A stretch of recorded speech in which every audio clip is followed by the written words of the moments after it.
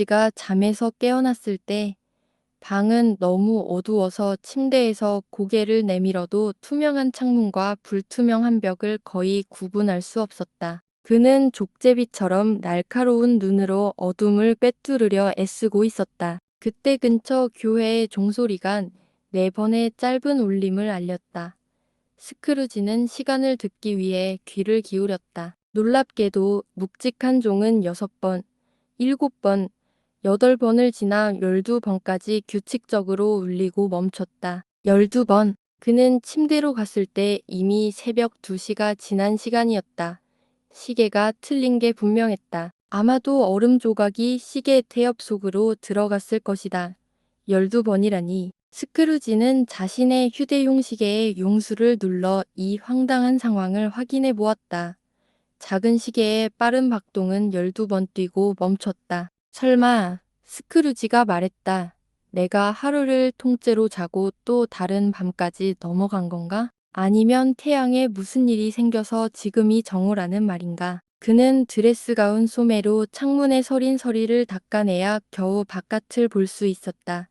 그러나 그렇게 하고 나서도 거의 아무것도 보이지 않았다. 그저 여전히 짙은 안개와 극심한 추위만을 느낄 수 있었고, 만약 담이 낮을 몰아내고 세상을 차지했다면 틀림없이 사람들이 분주히 오가며 큰 소란을 일으켰을 텐데, 그런 소리는 들리지 않았다. 이 사실은 스크루지에게 큰 안도감을 주었다. 왜냐하면 이 계약서를 보낸 지 사흘 후, 그 계약서를 가진 사람이 에비니더 스크루지에게 금전을 지급하라고 하는 조건은 는 그의 거래 문구가 만약 시간이 흐르는 것을 확인할 수 없으면 거래가 무용지물이 될 것이기 때문이다. 스크루지는 다시 침대로 돌아가 생각하고 또 생각했다.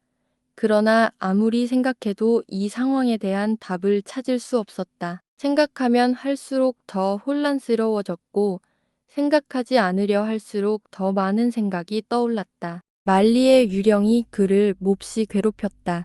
스크루지는 모든 것을 꿈이라고 결론 짓고 나서도 마음속에서 마치 풀려난 강한 스프링처럼 처음의 의문으로 되돌아가 다시 그 문제를 고민하게 되었다. 과연 꿈이었을까? 아니었을까? 그는 이런 상태로 누워있다가 교회 종소리가 3번 더 울릴 때쯤 갑자기 유령이 그에게 종이 1번 울릴 때 찾아오겠다고 경고했던 것을 떠올렸다. 그는 그 시간이 지나갈 때까지 깨어있기로 결심했으며 도저히 잠들 수 없을 것이라는 사실을 고려하면 이는 아마도 최선의 선택이었다. 시간은 너무나 길게 느껴져서 스크루지는 자신도 모르게 깜빡 졸고 시간을 놓쳤다고 몇 번이고 확신했다. 마침내 그 순간 종소리가 그의 귀에 울려 퍼졌다. 댕, 동. 15분 지났군. 스크루지가 셈하며 말했다. 댕, 동. 30분 지났어. 스크루지가 말했다. 댕, 동. 45분이군. 스크루지가 말했다. 댕, 동. 정각이야. 스크루지가 환희에 차 외쳤다. 그리고 다른 건 없군. 그러나 그가 말을 끝내기도 전에 종이 깊고 둔탁하며 공허한 울림으로 정각을 알렸다. 하나. 그 순간 방 안에 빛이 번쩍였고 침대 커튼이 걷혔다. 침대 커튼이 걷혔다고 말이다. 그의 발치나 등 뒤의 커튼이 아니라 그의 얼굴을 마주하고 있는 쪽의 커튼이었다. 스크루지는 벌떡 일어나 반쯤 기대는 자세가 되었고 커튼을 걷은 초현실적인 존재와 얼굴을 맞대게 되었다. 그 존재는 마치 그와 바로 눈앞에서 마주보고 있는 것처럼 가까웠다. 그것은 이상한 모습이었다. 아이 같기도 했지만 마치 초자연적인 매체를 통해 본 듯 늙은 사람 같기도 했다. 이로 인해 그 모습은 마치 멀리 물러나 있어 어린아이의 크기로 축소된 것처럼 보였다. 목과 등을 따라 늘어진 머리카락은 백발이었으나 얼굴에는 주름 하나 없이 부드럽고 생기 있는 혈색이 돌았다. 팔은 매우 길고 근육질이었고 손도 마찬가지로 비범한 힘을 지닌 듯 보였다. 다리와 발은 정교하게 조각된 듯 아름다웠으며 위쪽의 팔다리처럼 맨발이었다. 순백의 튜닉을 입고 있었으며 허리에는 빛나는 띠가 둘러져 있어 아름다운 광채를 뿜어냈다. 한 손에는 신선한 녹색 겨우살리 가지를 들고 있었고, 겨울의 상징인 그것과는 대조적으로 여름꽃으로 장식된 옷을 입고 있었다. 그러나 가장 특이한 점은 그 머리 위에서 밝고 투명한 빗줄기가 뿜어져 나왔다는 것이었다. 이 빛 덕분에 모든 것이 보였고, 그것이 흐릿해질 때면 커다란 덮개 모양의 모자를 사용했던 것으로 보였다. 지금은 그것을 팔에 끼고 있었다. 그러나 이 모든 것조차도 스크루지가 점점 더 자세히 들여다볼수록 그 존재의 가장 이상한 특징은 아니었다. 허리띠는 계속 반짝이며 빛났고, 한순간 밝았던 부분이 다른 순간에는 어두워졌다. 이와 마찬가지로 그 존재 자체도 형태가 계속 바뀌었다. 한순간에는 팔 하나만 있는 것처럼 보였다가, 또 다른 순간에는 다리 하나만 있는 것처럼 보였다. 때로는 20개의 다리를 가진 것처럼 보이다가, 머리가 없는 다리 2개만 남은 것처럼 보이기도 했으며, 또는 몸이 없는 머리만 남은 것처럼 보이기도 했다. 이처럼 사라지는 각 부분은 짙은 어둠 속에서 녹아들어 윤곽조차 보이지 않았다. 그러나 이 모든 기이함 속에서도 그것은 다시 본래의 형태로 돌아와 또렷하고 분명하게 보였다. 당신이 예고된 대로 저를 찾아온 영입니까? 스크루지가 물었다. 내가 바로 그 영이다. 그 목소리는 부드럽고 온화했다. 매우 낮은 음성으로 바로 곁에서 말하는 대신 멀리서 들려오는 것처럼 느껴졌다. 당신은 누구이며 무엇입니까? 스크루지가 물었다. 나는 과거의 크리스마스의 유령이다. 그 존재가 대답했다. 아주 오래된 과거. 스크루지가 그 왜소한 모습을 눈여겨보며 물었다. 아니, 당신의 과거. 만약 누군가 스크루지에게 왜 그런지 물었다면 그는 대답할 수 없었겠지만, 그는 이상하게도 그 유령이 쓰고 있는 모자를 보고 싶어졌다. 그래서 유령에게 모자를 써달라고 부탁했다. 뭐라고? 유령이 외쳤다. 그렇게 빨리 이 세속적인 손으로 내가 주는 빛을 끄려는 건가? 당신 같은 사람들이 열정을 통해 이 모자를 만들었고, 수년 동안 내가 이걸 낫게 둘러 쓰도록 강요한 것만으로도 충분하지 않은가? 스크루지는 유령의 기분을 상하게 할 의도가 없었으며, 자신이 한때라도 고의로 유령의 빛을 가린 적이 있다는 사실에 대해 전혀 알지 못한다고 경건하게 해명했다. 그리고는 그가 이곳에 온 이유를 과감히 물었다. 여기 온 이유는 바로 당신의 행복을 찾기 위해서다. 유령이 말했다. 스크루지는 이에 감사하다는 뜻을 전했지만, 솔직히 말해 한밤중에 아무런 방해 없이 푹 쉬는 것이 자신의 행복에 더 도움이 되었을 것 같다는 생각을 덜칠 수 없었다. 유령은 그의 생각을 들은 듯 즉시 말했다. 그렇다면 당신의 구원을 위해서이다. 명심하라. 그는 말을 하며 강인한 손을 뻗어 스크루지의 발을 부드럽게 잡았다. 일어나라. 그리고 나와 함께 걷자. 스크루지는 날씨와 시간이 걷기에 적합하지 않다며, 따뜻한 침대와 현재 영하로 떨어진 온도, 얇은 슬리퍼와 드레스 가운, 그리고 지금 감기에 걸렸다는 사실을 들먹이며 사정해보려 했다. 그러나 그 손길은 여인의 손처럼 부드러웠으나 결코 저항할 수 없는 힘을 지니고 있었다. 스크루지는 일어섰다. 그러나 유령이 창문 쪽으로 향하자 그의 옷자락을 붙잡으며 간청했다. 저는 사람이라서 떨어지면 큰 위험에 처할 수 있습니다. 스크루지가 반대했다. 내 손을 가슴에 대기만 하라. 유령이 그의 심장 위에 손을 얹으며 말했다. 그러면 너는 이 이상의 것을 견딜 수 있을 것이다. 이 말이 끝나자 그들은 벽을 지나갔고, 양쪽에 들판이 펼쳐진 시골길 위에 서 있었다. 도시의 흔적은 완전히 사라졌다. 어둠과 안개도 사라졌고, 맑고 차가운 겨울날이 펼쳐져 있었으며, 땅에는 눈이 덮여 있었다. 맙소사. 스크루지가 두 손을 모으며 주변을 둘러보며 외쳤다. 나는 이곳에서 자랐습니다. 어릴 적 나의 고향입니다. 그는 공기 중에 떠도는 수천 가지 향기를 의식했고, 각각의 향기는 오래전에 잊어버린 수많은 생각, 희망, 기쁨, 그리고 걱정과 연결되어 있었다. 당신의 입술이 떨리는군요. 유령이 말했다. 그리고 저것은 당신의 뺨 위에 있는 것은 무엇입니까? 스크루지는 평소와 다른 떨리는 목소리로 그것이 여드름일 뿐이라고 중얼거리며 유령에게 어디로 가든 그를 인도해달라고 부탁했다. 길이 기억나십니까? 유령이 물었다. 기억나다니요. 스크루지가 열정적으로 외쳤다. 눈을 감고도 걸을 수 있습니다. 그토록 오랜 세월 동안 잊고 있었다니 이상하군요. 유령이 말했다. 가봅시다. 그들은 길을 따라 걸어갔다. 스크루지는 지나가는 모든 문과 표지판, 나무를 알아보며 작은 시장 마을이 저 멀리 다리와 교회, 굽이치는 강과 함께 나타나는 것을 보았다. 이제 털이 북슬북슬한 조랑말들이 소년들을 태우고 그들 쪽으로 걸어오고 있었고, 소년들은 농부들이 모는 마차와 수레에 타고 있는 다른 소년들에게 소리쳤다. 그 소년들은 모두 활기찼고 서로에게 외쳐대며 즐거운 소리로 가득 찬 넓은 들판이 맑은 공기에 웃음을 더하는 것 같았다. 이것들은 단지 과거에 있었던 것들의 그림자일 뿐이다. 유령이 말했다. 그들은 우리를 인식하지 못합니다. 에너지가 넘치는 존재들이 가까이 다가왔고 스크루지는 그들 하나하나를 알아보고 이름을 불렀다. 왜 그는 그들을 보고 한없이 기뻐했을까? 왜 그의 차가운 눈이 빛나고 그들이 지나갈 때 그의 가슴이 설렜을까? 왜 그들이 서로 메리 크리스마스를 외치며 각자의 집으로 헤어질 때 그가 행복감으로 가득 찼을까? 크리스마스가 스크루지에게 무슨 의미가 있었단 말인가? 메리 크리스마스 따위. 그것이 그에게 무슨 좋은 일을 해주었단 말인가? 학교는 학생들이 완전히 모두 떠나지 않았습니다. 유령이 말했다.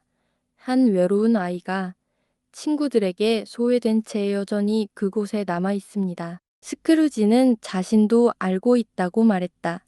그리고 그는 흐느꼈다. 그들은 잘 아는 골목길을 따라 고속도로를 떠나 오래된 빨간 벽돌로 된 저택에 다다랐다. 지붕 위에는 풍량계가 달린 작은 돔이 있고 종이 매달려 있었다.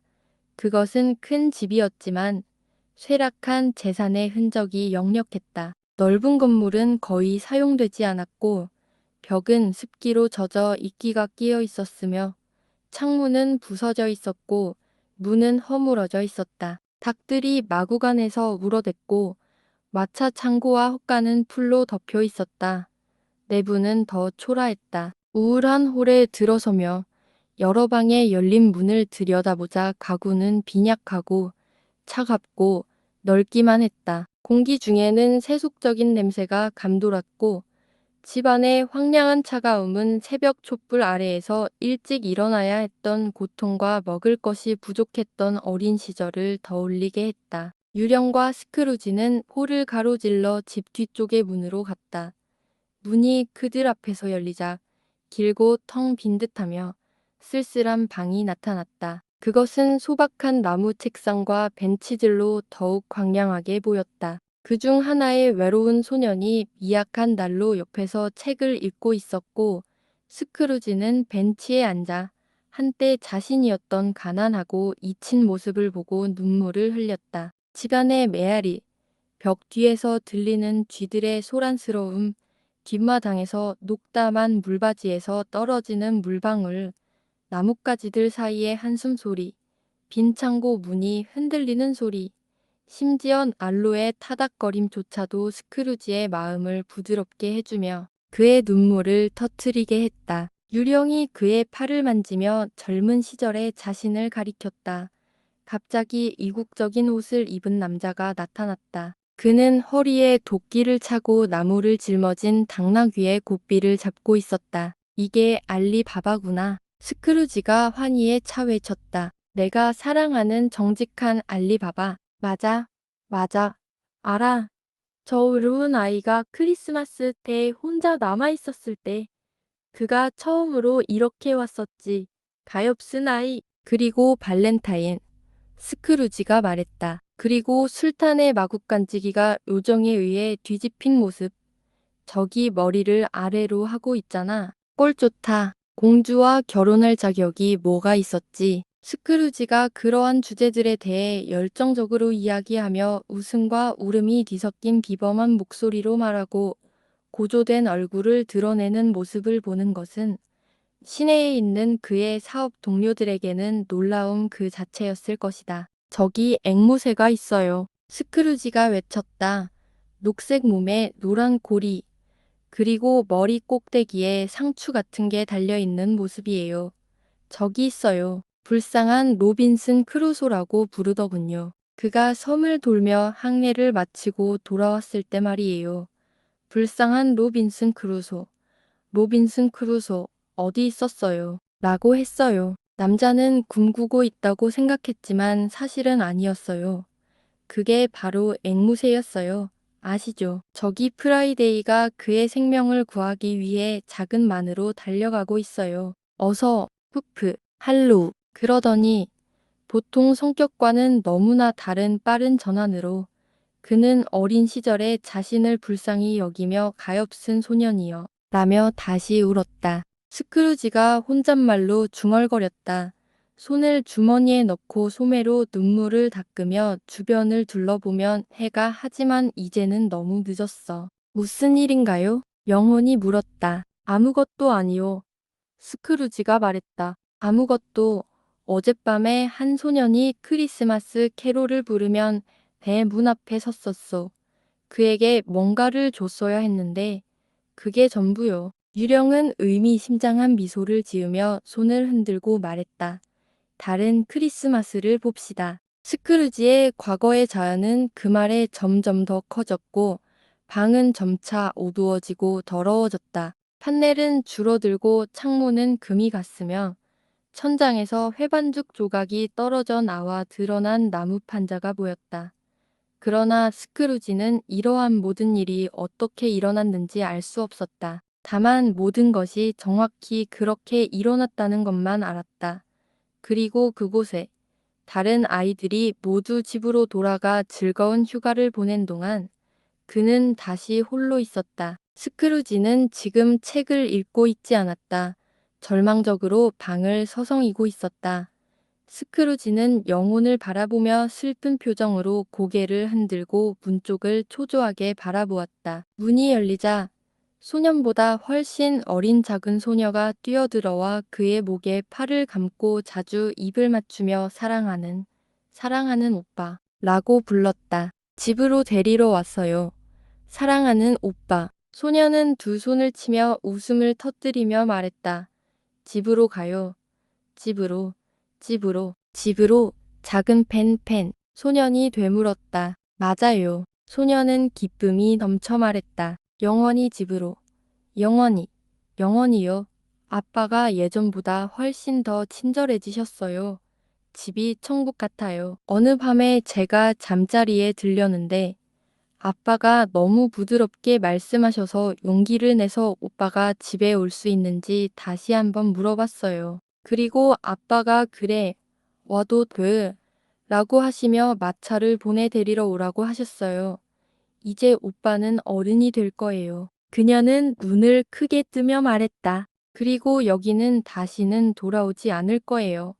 하지만 먼저 우리 둘이 함께 크리스마스를 보내며 세상에서 가장 즐거운 시간을 보낼 거예요. 정말 여성스럽구나. 작은 펜. 소년이 외쳤다. 아이의 손이 박수를 쳤고 웃으며 그의 머리를 만지려고 했지만 너무 작아서 다시 웃으며 발끝으로 올라가 그를 껴안았다. 그런 다음 아이는 어린아이답게 그의 손을 잡고 문으로 끌고 갔고 그는 기꺼이 그를 따라갔다. 그때 홀에서 무서운 목소리가 들렸다.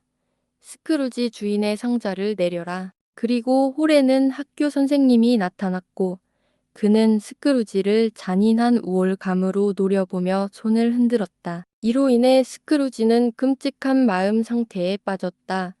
선생님은 그와 그의 여동생을 가장 추운 거실로 데려갔다. 그곳은 벽에 걸린 지도와 창문에 놓인 천체 및 지구본들이 차가운 기운으로 얼어붙은 것처럼 보였다. 선생님은 신기하게 가벼운 와인 한 병과 신기하게 무거운 케이크 한 덩어리를 꺼내어 아이들에게 나누어 주었다. 그때 그는 말라 보이는 하인을 보내 마부에게 무언가 한 잔을 권했으나 마부는 감사하지만 만약 그것이 전에 맛본 것과 같은 것이라면 괜찮다고 대답했다. 이제 스크루지의 트렁크는 마차 위에 묶여 있었고 아이들은 기꺼이 선생님에게 작별 인사를 하며 마차에 올라탔다. 마차는 정원의 길을 활기차게 내려가며 파른 바퀴가 상록수의 어두운 잎사 귀에서 서리와 눈을 물보라처럼 날리며 달려갔다. 항상 섬세한 존재였으며 한숨에 시들어버릴 수 있을 정도였어요. 유령이 말했다. 하지만 그녀는 큰 마음을 가지고 있었어요. 맞아요. 스크루지가 외쳤다. 그렇습니다. 나는 그것을 부인하지 않겠습니다. 영혼님, 신이시여, 그런 일이 없기를 바랍니다. 그녀는 여자로 죽었고 유령이 말했다. 그리고 내 생각에 자식이 있었을 거예요. 하나의 자식이요. 스크루지가 대답했다. 맞아요. 유령이 말했다. 당신의 조카. 스크루지는 불편해 보였고 간단히 대답했다.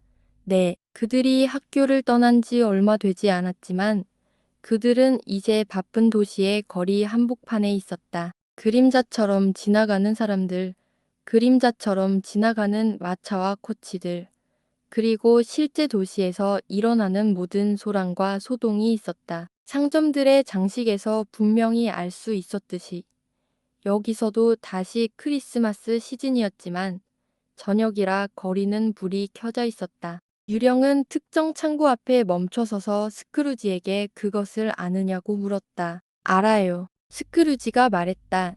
내가 여기서 수습 일을 했어요. 그들은 안으로 들어갔다. 높은 책상에 앉아있는 웨일즈식 가발을 쓴 노인을 보고 스크루지는 크게 흥분하여 말했다. 어이, 이건 옛날 패지위그네요. 마음씨 좋은 패지위그가 다시 살아났어요. 패지위그는 펜을 내려놓고 시계를 보며 시계는 7시를 가리키고 있었다. 그는 손을 비비며 넉넉한 조끼를 조정하고 전신으로 웃었으며 기름지고 풍성한 목소리로 말했다. 요호 여기에 에베네이저 딕 스크루지의 예전 모습인 젊은이가 갑자기 나타났고 그와 함께 수습 생활을 하던 동료도 있었다. 딕 윌킨스 맞아요. 스크루지가 유령에게 말했다. 정말 맞아요. 딕은 나에게 매우 애착이 있었어요. 불쌍한 딕 정말 요호 내 아이들 패지위그가 말했다. 오늘 밤은 더 이상이라지 마. 크리스마스 이브야. 딕. 크리스마스. 에베네이저. 셔터를 올려라. 그는 손뼉을 치며 외쳤다. 잭 로빈슨이라고 말하기 전에 말이야. 이 두 사람이 얼마나 빠르게 셔터를 올렸는지 믿을 수 없을 것이다. 그들은 거리로 뛰어나가 셔터를 들고 하나, 둘, 셋 자리에 올리고는 다섯, 여섯 맞고 고정시켰다 일곱, 여덟, 아홉 그리고 열두를 세기 전에 돌아왔다. 숨을 헐떡이며 필리오 페지위그가 말했다. 그는 재빠르게 높은 책상에서 내려왔다. 다 치워라 얘들아. 여기 공간을 많이 만들어라. 필리오 딕 칙칙 에베네이저 치워라. 페지위크가 외쳤다. 그가 지켜보는 한 그들은 치울 수 없는 것이 없었고 치워야 할 것도 없었다. 모든 일이 한 분 만에 끝났다. 모든 움직일 수 있는 것들은 마치 공공생활에서 영원히 퇴출된 것처럼 치워졌다. 바닥은 슬고 물을 뿌렸으며 램프는 다듬어졌고 불에 연료가 쌓였다. 창고는 겨울밤에 볼 수 있는 가장 아늑하고 따뜻하며 건조하고 밝은 무도장이 되었다. 음악책을 들고 온 바이올린 연주자가 높은 책상에 올라가서 그것을 오케스트라처럼 만들고 마치 위장병처럼 조율을 시작했다. 그 후 페지위그 부인이 커다란 미소를 지으며 들어왔다. 3명의 페지위그 아가씨들이 사랑스럽고 환한 모습으로 들어왔고 그들의 마음을 빼앗긴 6명의 젊은 사람들이 들어왔다. 요리사와 그녀의 형제의 특별한 친구인 우유 배달부도 들어왔고 길 건너편에서 온 소년이 들어왔는데 그는 주인에게 충분한 식사를 받지 못한 것으로 의심받고 있었고 바로 옆집 소녀가 들어오자 그 뒤에 숨으려고 했다. 그 소녀는 그녀의 주인에게 꾸중을 들었던 사람이었다. 그들은 모두 하나씩 차례로 들어왔다. 일부는 수줍게, 일부는 대담하게, 일부는 우아하게, 일부는 어색하게, 일부는 멜고, 일부는 당기면서 그들은 모두 들어왔다. 마치 대충 들어오고 어떻게든 들어왔다. 그들은 모두 한 번에 20명씩 나가서 손을 반쯤 돌리고 다시 반대로 돌아갔다. 중간을 지나 다시 올라가고 원을 그리며 다양한 방식으로 애정이 담긴 무리로 모였다. 항상 잘못된 곳에 도달했던 첫 번째 커플. 도착하자마자 다시 시작했던 새로운 첫 번째 커플. 결국 모든 커플들이 그렇게 되었고 끝까지 아무 커플도 도와줄 수 없었다. 그 결과가 나왔을 때 페지위그는 춤을 멈추기 위해 손뼉을 쳤고 바이올린 연주자는 그 목적을 위해 준비된 물통에 얼굴을 담갔다. 그러나 휴식을 거부한 그는 즉시 다시 연주를 시작했지만 아직 춤추는 이들은 없었다. 마치 이전에 바이올린 연주자가 나무에서 실려가고 그는 새 사람이 되어 그를 넘어서기 위해 결심한 것처럼 더 많은 춤이 있었고 벌칙도 있었으며 더 많은 춤, 케이크, 커다란 고기, 삶은 고기, 미니파이, 맥주가 있었다. 그러나 저녁에 가장 큰 효과는 커다란 고기와 삶은 고기가 끝난 후에 나타났다. 그때 바이올린 연주자는 서 아저 디시오비야에리와이를 연주하기 시작했다. 그때 페지위그는 부인과 함께 춤을 추기 위해 첫 번째 커플로 나섰다. 그들에게는 조금 힘이 들 수도 있었지만 24쌍의 커플이 함께 춤을 추며 모두 즐거운 분위기를 만들어갔다. 그러나 그들이 두 배 많았다면 아니, 네 배 많았다면 페지위크와 그의 부인은 그들과 함께 춤을 출 수 있었을 것이다. 그녀는 모든 의미에서 그의 파트너로 자격이 충분했다. 그게 높은 칭찬이 아니라면 더 높은 칭찬을 알려주면 나는 그것을 사용할 것이다. 페지위그의 다리에서 밝은 빛이 나는 것 같았다. 그들이 춤을 추는 동안 그의 다리는 달처럼 빛났다. 그들이 언제 어디에서 어떤 동작을 취할지 예측할 수 없었다.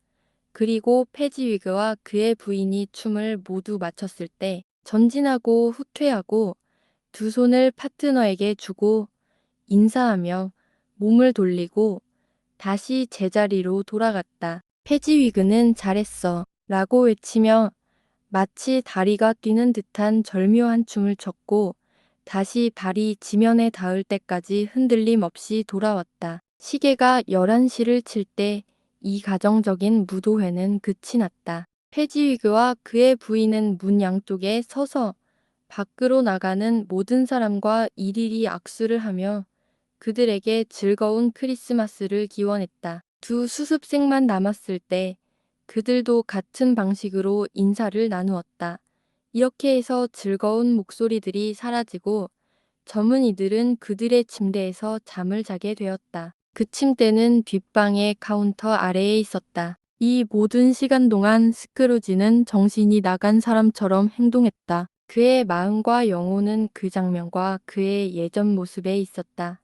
그는 모든 것을 확인하고 기억하고 즐기며 가장 이상한 불안감을 겪었다. 이제야 그의 예전 모습과 딕이 그들을 떠나면서 두 사람이 돌아섰을 때 그는 유령을 기억하고 그것이 자신을 똑바로 보고 있다는 것을 느꼈다. 그 유령의 머리 위에 불빛이 매우 선명하게 빛나고 있었다. 작은 일이지. 유령이 말했다. 이 어리석은 사람들을 이렇게 감사하게 만드는 것이 작다니. 스크루지가 반향했다. 유령은 그에게 두 수습생의 말을 들으라고 손짓했다. 그들이 페지위그에 대해 마음속으로 칭찬을 쏟아내는 동안 그가 그것을 듣고 나서 말했다. 왜? 그게 그렇게 큰일인가? 그가 너희의 돈 몇 푼을 쓴 것뿐인데 세, 네 푼 정도? 그게 이렇게 많은 칭찬을 받을 만큼 가치가 있을까? 그게 아니라 스크루지는 그 말에 열을 받아 반응하며 무의식적으로 예전 자신처럼 말했다. 그게 아니라 유령. 그는 우리를 행복하게 할 수도 불행하게 할 수도 있는 능력이 있어. 우리의 일이 가볍게 느껴지게도 힘들게 느껴지게도 할 수 있어. 기쁨이나 고통으로 그가 가진 능력이 말과 표정 속에 있다면, 정말 사소하고 하찮은 것들에 있다면, 그걸 더해도 세어볼 수 없는 것이라면, 그럼 뭐지? 그가 주는 행복은 그것이 수백만을 들인 것만큼 크다. 그는 유령의 시선을 느끼고 말을 멈췄다. 무슨 일이냐? 유령이 물었다. 별일 아니에요. 스크루지가 말했다. 뭔가 있지 않나? 유령이 집요하게 물었다. 아니요. 스크루지가 대답했다. 지금 제 사무직원에게 몇 마디 말하고 싶을 뿐이에요. 그게 전부예요. 그의 예전 모습은 바람을 끄며 그 소원을 말했을 때 스크루지와 유령은 다시 나란히 서서 공기 중에 섰다. 시간이 부족해. 유령이 말했다. 빨리 가자. 이것은 스크루지에게 또는 그가 볼 수 있는 누구에게도 전달되지 않았지만 즉각적인 영향을 미쳤다. 다시 한번 스크루지는 자신을 보았다. 그는 이제 나이가 들었고 인생의 전성기에 접어든 남자였다. 그의 얼굴에는 나이가 들어서 나타나는 거칠고 굳어진 선들이 없었지만 이미 걱정과 탐욕의 흔적이 보이기 시작했다. 그의 눈에는 열망이 가득하고 탐욕스럽고 불안정한 움직임이 있었으며 그 열망이 뿌리를 내리고 그로 인해 자라나는 나무의 그림자가 어디에 떨어질지 보여주었다. 그는 혼자가 아니었고 슬픔에 젖은 드레스를 입은 아름다운 젊은 여성 옆에 앉아 있었다. 그녀의 눈에는 눈물이 맺혀 있었고 그 눈물은 과거의 성탄의 유령이 비추는 빛 속에서 반짝였다. 그것은 중요하지 않아요. 그녀가 부드럽게 말했다. 당신에게는 별로 중요하지 않아요.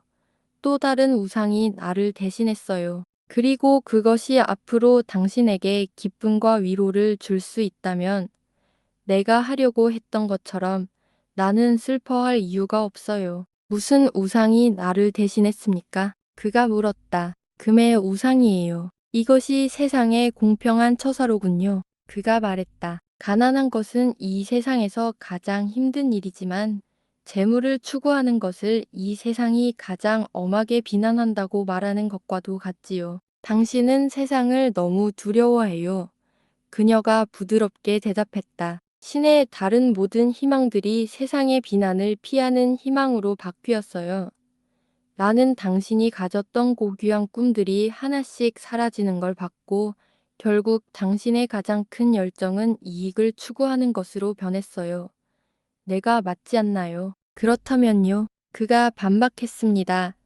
설령 내가 이렇게 더 성숙해졌다고 해도 그게 뭐죠? 나는 당신에게 변하지 않았어요. 그녀는 고개를 저었습니다. 그렇죠. 우리의 약속은 오래된 것입니다. 우리는 둘 다 가난했지만 그런 상황에 만족하며 살았고 언젠가는 인내와 근면으로 우리의 삶을 더 나아지게 할 수 있을 거라고 생각하며 맺은 것이었습니다. 당신은 변했습니다. 우리가 약속을 했을 때 당신은 지금과 다른 사람이었어요. 나는 소년이었습니다. 그가 성급하게 대답했다. 당신 자신의 감정이 당신이 지금의 당신이 아니라는 것을 말해줍니다. 그녀가 대답했다. 나는 그렇습니다. 우리가 한 마음으로 있을 때 행복을 약속한 그 일이 우리가 두 사람이 되었을 때는 고통을 안겨줍니다.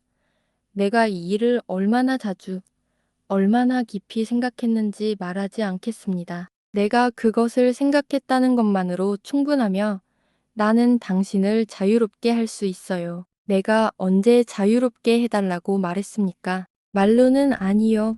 결코. 그렇다면 무엇으로요? 변한 성격으로, 변한 마음으로, 다른 삶의 방식으로, 그리고 그 삶의 끝에서 새로운 희망을 가진 모습으로 내가 당신의 눈에 사랑이 같이 있었던 모든 것들에서 만약 우리가 이런 것이 없었다면 그녀가 부드럽고도 단호하게 그를 바라보며 말했다. 말해주세요. 지금 당신이 나를 찾고 나를 얻으려고 했을까요? 아니요. 그는 자신도 모르게 이 추론의 정당성에 굴복하는 것 같았다. 그러나 그는 고군분투하며 말했다. 당신은 그렇지 않다고 생각하지 않습니까? 내가 그렇게 생각할 수 있다면 기꺼이 그렇게 생각하겠지만 그녀가 대답했다. 하늘이 아시죠? 이 진리를 깨달았을 때 그것이 얼마나 강하고 저항할 수 없는 것인지를 알게 되었습니다. 그러나 만약 당신이 오늘, 내일, 어제 자유롭다면 나는 심지어 당신이 나를 선택할 수 있을지 믿을 수 있을까요? 당신은 모든 것을 이익으로 재는 당신인데 만약 순간적으로 당신의 유일한 원칙에 반하여 나를 선택한다고 해도 내가 알지 않습니까? 당신의 후회와 참회가 반드시 뒤따를 것을 나는 알아요. 그리고 나는 당신을 자유롭게 해줄게요. 그가 한때 당신이었을 때의 사랑을 위해서 전심으로 그는 말을 하려 했으나 그녀가 그에게 등을 돌린 채 말을 이었다. 당신은 과거의 기억이 조금씩 나를 희망하게 만듭니다. 이 일에서 고통을 느낄지도 모릅니다. 그 고통은 아주 잠깐일 것이고 당신은 그것을 불필요한 꿈처럼 기꺼이 잊어버리게 될 것입니다. 그 꿈에서 깨어난 것이 잘된 일이라고 생각할 것입니다. 당신이 선택한 삶에서 행복하시길 바랍니다. 그녀는 그를 떠났고 그들은 헤어졌다. 정녕. 스크루지가 말했다. 더 이상 보여주지 마세요. 집으로 데려다 주세요. 왜 나를 고통스럽게 하는 걸 즐기나요? 하나의 그림자만 더. 유령이 외쳤다. 더 이상 안 돼. 스크루지가 소리쳤다. 더 이상 나는 그것을 보고 싶지 않아요. 더 이상 보여주지 마세요. 그러나 무자비한 유령은 그의 양팔을 꽉 붙잡고 그가 다음에 일어나는 일을 보게 강제로 만들었다. 그들은 또 다른 장면과 장소에 있었다. 크지 않고 화려하지 않은 방이었지만 편안함으로 가득했다. 겨울불 옆에 아름다운 젊은 여자가 앉아 있었고 스크루지는 그녀가 마지막에 본 여자와 너무 닮아서 그것이 동일한 사람이라고 믿었지만 그녀가 이제는 품위 있는 귀여운 여성으로 딸과 마주 앉아 있는 것을 보고야 비로소 알았다. 이 방의 소음은 완전히 소란스러웠다. 스크루지는 동요한 상태에서 그곳에 있던 아이들의 수를 셀 수 없었고 아이들은 마치 하나처럼 행동하는 것이 아니라 각자가 마치 90명처럼 행동했다. 그 결과는 믿을 수 없을 정도로 소란스러웠지만 아무도 신경 쓰지 않았다. 그와 반대로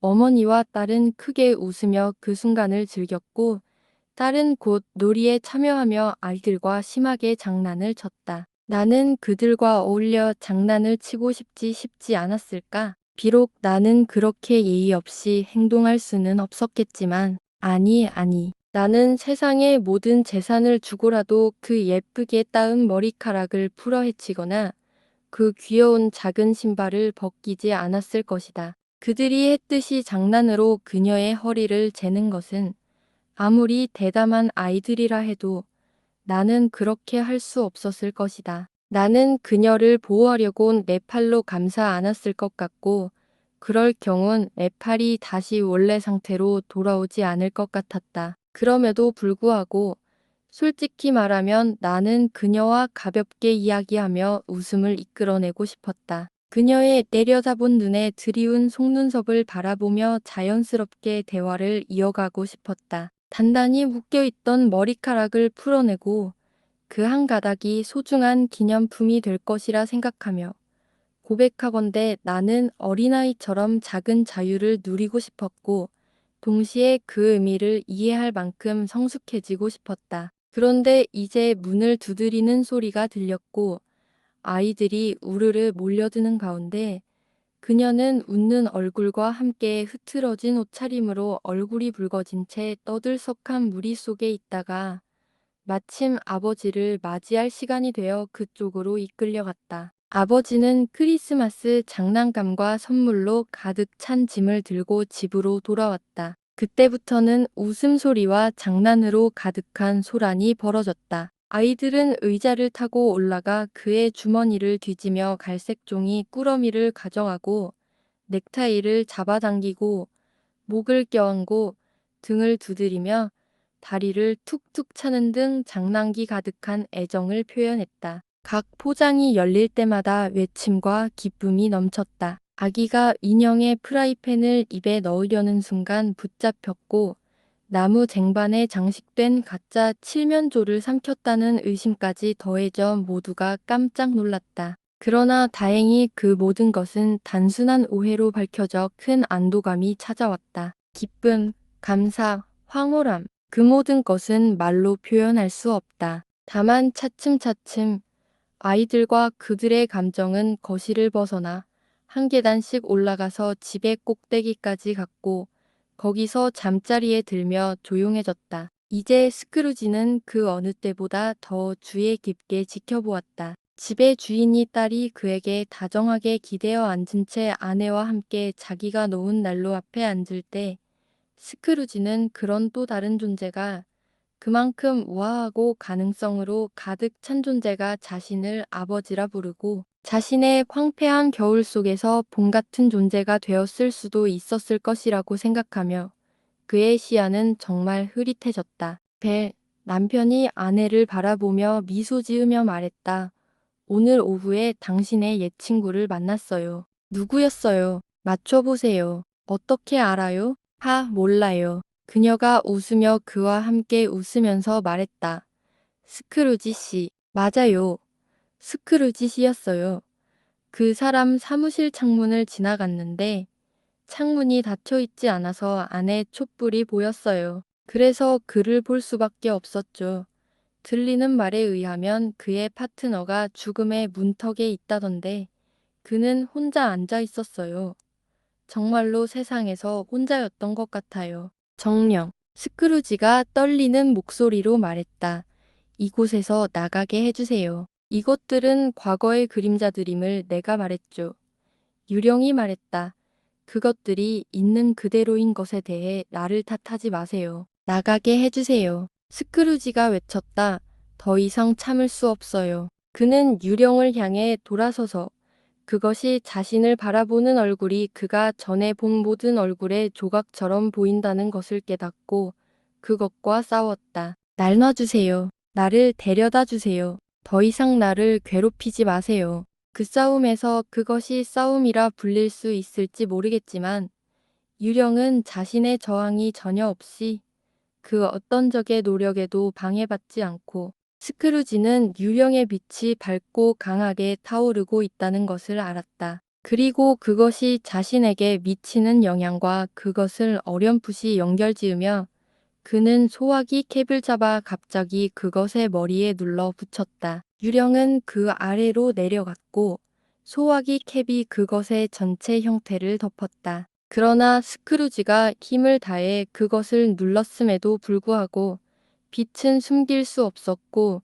그 아래에서 끊임없이 땅으로 흘러나왔다. 스크루지는 자신이 탈진한 상태에 있고 저항할 수 없는 졸음에 압도당한 것을 느꼈으며 또한 자신이 자신의 침실에 있다는 것을 인지했다. 그는 마지막으로 캡을 움켜쥔 손을 풀고 비틀거리며 침대로 가서 깊은 잠에 빠졌다.